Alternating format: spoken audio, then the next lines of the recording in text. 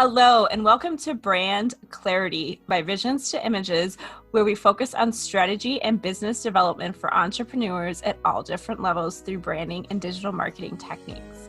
Susie Liberatore is the founder and art director of Visions to Images Creative Services, LLC. For the last decade, she has personally been instrumental in bridging gaps between the global digital market and neighborhood locations for some of the biggest brands around.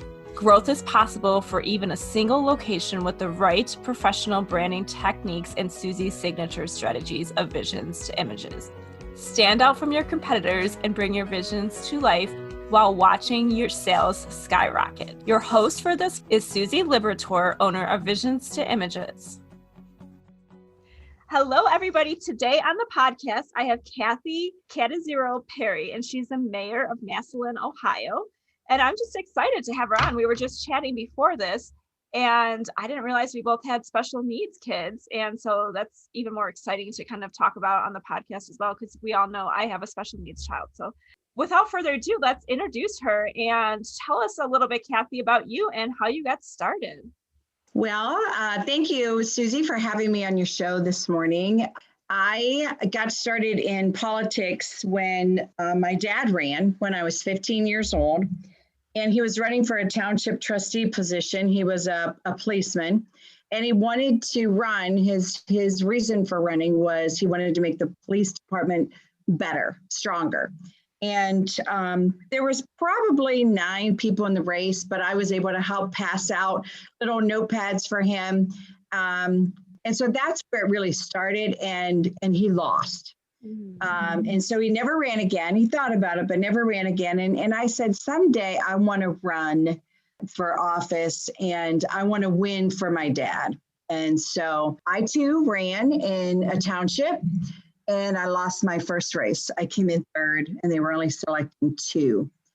And so my husband and I got married, and we moved to Massillon, and they saw my campaign next door in Perry Township, and they asked me to run. And of course, I had to study Massillon because, I was a Perry girl, and decided, after 6 months of studying that I would in fact run for a council seat. That's amazing. I love that story. I'm glad that you were able to push through all of that and have that story, because that's kind of what makes everybody so unique and so amazing. So thank you for sharing that. So my next question is, tell me what you're excited about. We were talking about how the city's growing and the renovating of Duncan Plaza. So tell us about this exciting project. Okay. Well, last year, actually it was a year and a half ago, about almost 2 years now, we did our phase 1 of Imagine Downtown Massillon. And so phase 1 was, we took out a couple blocks, we put in underground utilities, sidewalk, new street lamps, really spruced it up. We put 2 big block M's of bricks in middle of our road, and it really, really spruced it up. We benchmarked Kent, we benchmarked Worcester and Cleveland, and we knew we needed to do something downtown. So this next phase is phase 2 of that, and it's the Renaissance of Duncan Plaza. And so we usually close off our main street to put on our concerts.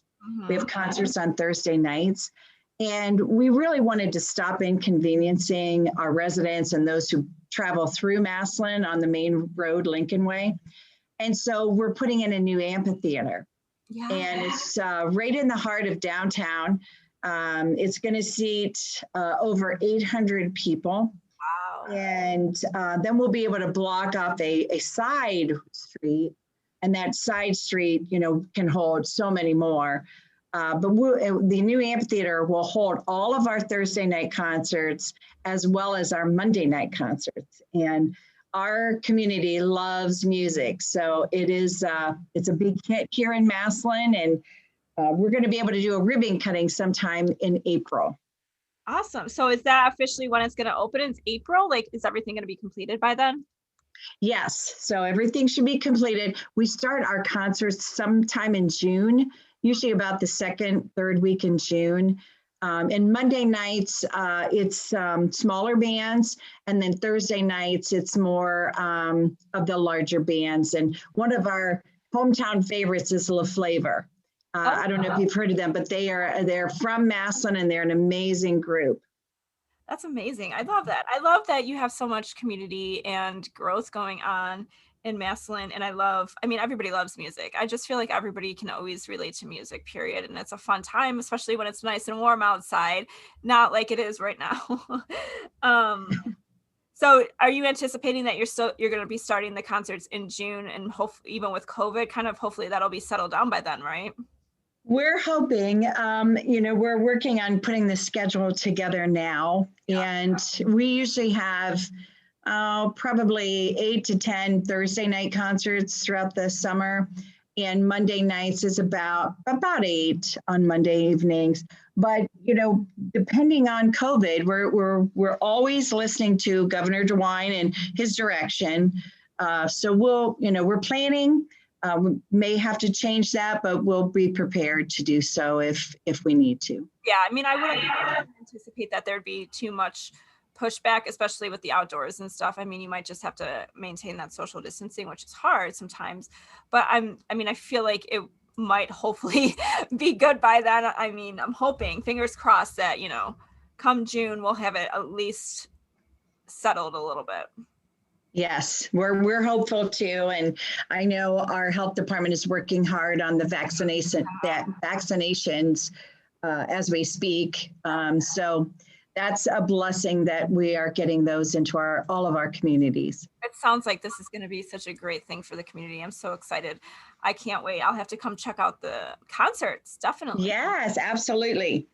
Hey, let's stop for just 1 second during this podcast episode. I know you're so excited to get back and listen, but I wanted to chat with you and talk about how we really work with businesses. What we really do is we dive in and we ask so many questions. We go through a series of questionnaires and extensive research to really help you get a clear, identifiable plan of action that needs to happen for your business. If you want to hear more about this, go to visions2images.com, click the contact us button, and we will be happy to set up a time to chat more. Awesome. So since we were talking before this, I know you talked about the golden key and stuff. If you wanted to talk a little bit about that, I'm always curious as a special needs mom to kind of know all of the stuff that's out there. And I didn't even know about this little program that you were talking about beforehand. So I would love for you to share a little bit about that as well.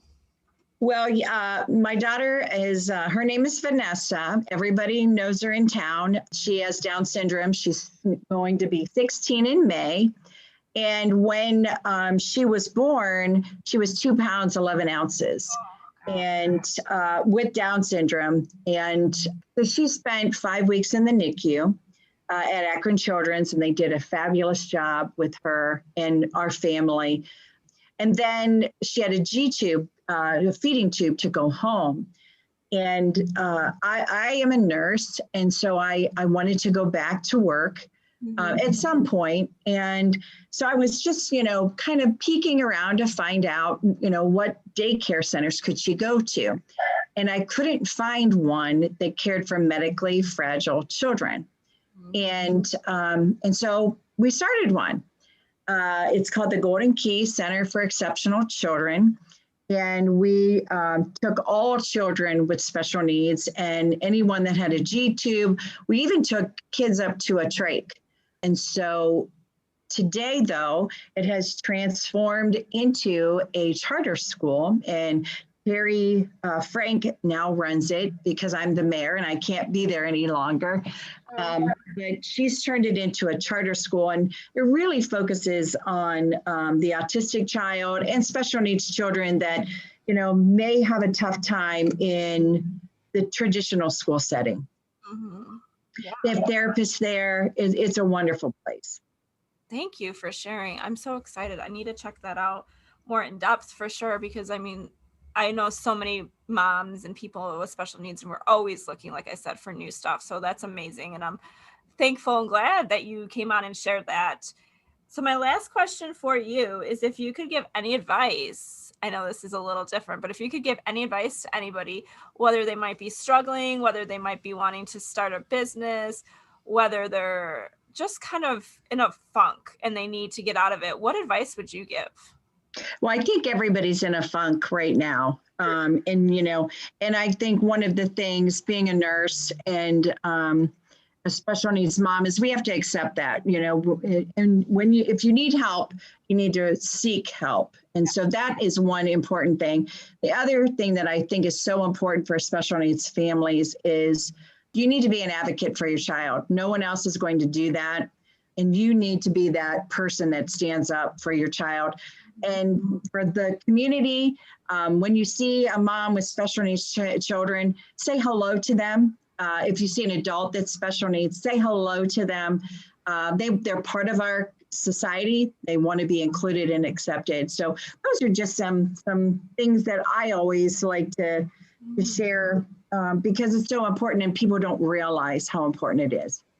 Yeah, I couldn't agree more with everything that you just said. I'm glad that you said all that. I mean, seeking help when you need it or asking for help, whatever, even if it's just the smallest thing or if it's the biggest thing, like always just asking for help is so much better than trying to figure it out on your own and getting frustrated. And I love that you said kind of just say hi to people, right? Like, I feel like we all have to say hi and have manners. And even with today's society, like right now, we're all in a funk, like you said. And we all just need to be patient and understanding. That's my philosophy for 2021 and 2020 is be patient and understanding because everybody's going through something regardless. And so like if that, that restaurant's slow at getting your food or whatever, just be patient, like, because we're all going through stuff regardless if COVID's here or not. Like we all have to go through stuff. So just be patient and understanding. That's all I can say.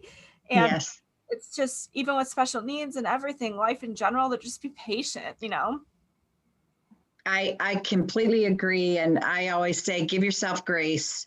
Yeah. Don't put so much stress on yourself.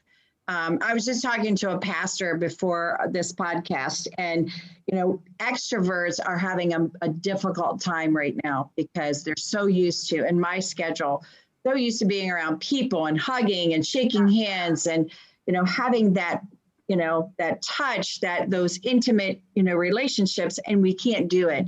And it's hard.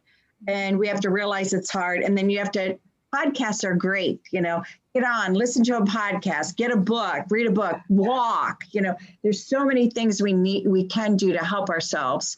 And, but if you're really struggling, pick up the phone and call, someone for help, a counselor, the crisis center. There's so many numbers you can, reach out to and find. But, this is a time where we need to care about one another and give each other grace. Absolutely. Do you have anything else you would like to share? Well, I would love to come back on someday and talk about my special needs cheerleading program. You and I spoke briefly about that before the call, but really great program. It's called the World Elite Idols. And we've been to Disney several times, and we have a gym up in Talmadge, World Elite Gym. It's very sportsmanlike, great place for your kiddos. And, that's for another day, but I really like to talk about that because we're very welcoming to special needs children and families. Yes, I would love that. I definitely would love to have that because I feel like the community needs it. So yes, we will schedule something and have part 2 of this. Okay, wonderful. All right. Well, thank you so much for coming on. It was so great to speak with you and learn more about the community and all of the special needs stuff that we have going on as well. Yes. Well, thank you for inviting me. I appreciate it. And I enjoyed being on your show. Thank you. Thank you for listening in on this episode today. Please make sure to check out the links from your guest and Visions to Images to learn more about each other. It takes a village, as you know, so connect and grow with one another together. Thank you so much for listening.